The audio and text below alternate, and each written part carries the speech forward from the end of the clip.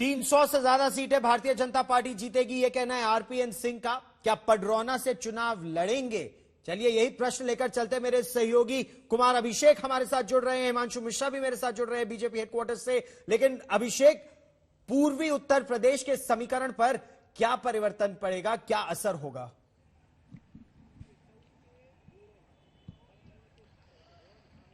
देखिए गौरव, पूर्वी उत्तर प्रदेश में आरपीएन सिंह के जाने के बाद असर तो पड़ेगा, इसमें कोई दो राय नहीं है। और एक परसेप्शन की लड़ाई जो पिछले कुछ समय से चल रही थी, जिस तरीके से समाजवादी पार्टी ने 3 बड़े पिछड़े नेताओं को अपने तरफ ले लिया था, अपने पाले में ले लिया था, स्वामी प्रसाद मौर्य, धर्म सिंह सैनी और दारा सिंह चौहान।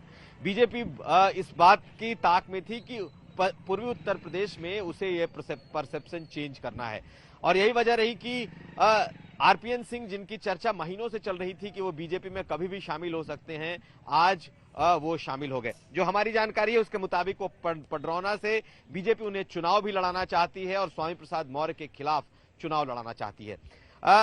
निश्चित तौर पर ये एक डैमेज कंट्रोल है। मेरा मानना है कि पूर्वी उत्तर प्रदेश, खासकर अगर कुशीनगर, महाराजगंज, गोरखपुर, देवरिया, इन इलाकों में देखें तो जिस पिछड़ी जाति से आते हैं, सैंथवार जाति, हालांकि ये राजे रजवाड़े खानदान के हैं, राज दरबार इनका जो पडरौना में है उस खानदान के हैं, लेकिन इनकी जाति की तादाद काफी ज्यादा है और बीजेपी बहुत समय से इन पर डोरे डाल रही थी। आज जब इन्होंने ज्वाइन किया है तो इसका असर कम से कम पूर्वांचल के उन इलाकों में जरूर पड़ेगा। देखिए, आरपीएन पूरे उत्तर प्रदेश के नेता नहीं है, लेकिन पूर्वांचल के उस इलाके में इनकी अच्छी पैठ, अच्छी पकड़ और इनकी जाति में इनकी अच्छी पहचान है और बीजेपी इसका फायदा जरूर उठाएगी। और ये दबाव बीजेपी इन पर बना रही थी या इनके समुदाय और जाति के लोग भी इन पर बना रहे थे क्योंकि सैंथवार काफी भारतीय जनता पार्टी के पक्ष में रहते भी है। हिमांशु, क्या ये लगभग तय माना जाए कि ये लड़ेंगे तो पडरौना से लड़ेंगे और इससे स्वामी प्रसाद मौर्य, उनके जाने का जो बीजेपी पर असर पड़ रहा था या 3 नेताओं के जाने का असर पड़ रहा था, उसे काउंटर करने में भी मदद मिली? देखिए बिल्कुल, और इसीलिए सोची समझी रणनीति के तहत बीजेपी ने यह फैसला जो है अंतिम समय पे दिया। आज केंद्रीय चुनाव समिति की बैठक है, इससे 2 दिन पहले उत्तर प्रदेश के लिए 5वें, 6ठे और 7वें चरण के लिए उम्मीदवारों के नामों के ऊपर जो है चर्चा हुई थी। आज उन नामों पर मोहर लगनी और ऐसे में आरपीएन सिंह बीजेपी में शामिल होते हैं तो एक तरीके से कहा जा सकता है कि पडरौना से वो स्वामी प्रसाद मौर्य के खिलाफ चुनाव लड़ सकते हैं, जैसा कुमार अभिषेक भी बता रहे हैं। लेकिन अगर आरपीएन सिंह चुनाव लड़ते हैं तो इसका फायदा गोरखपुर क्षेत्र के अंदर बीजेपी को जरूर मिलेगा, क्योंकि स्वामी प्रसाद मौर्य, दारा सिंह चौहान के छोड़ने के बाद पूर्वांचल के अंदर बीजेपी का जो कास्ट इक्वेशन है, जो सोशल इंजीनियरिंग है, वो थोड़ी सी जो है ये कह सकते हैं कि गड़बड़ा गई थी और उसी को ध्यान में रखते हुए बीजेपी ने ये पूरी रणनीति बनाई और आरपीएन सिंह को अंतिम समय तक जो है वो बचा के रखा।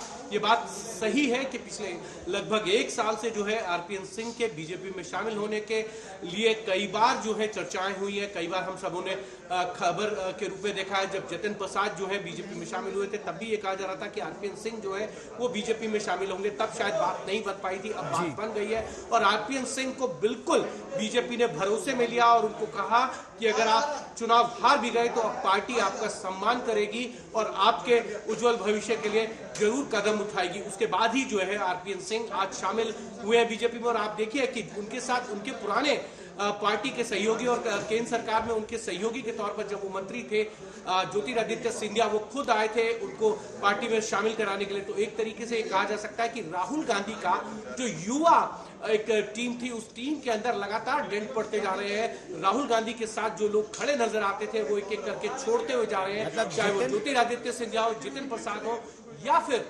आज आरपीएन सिंह हो।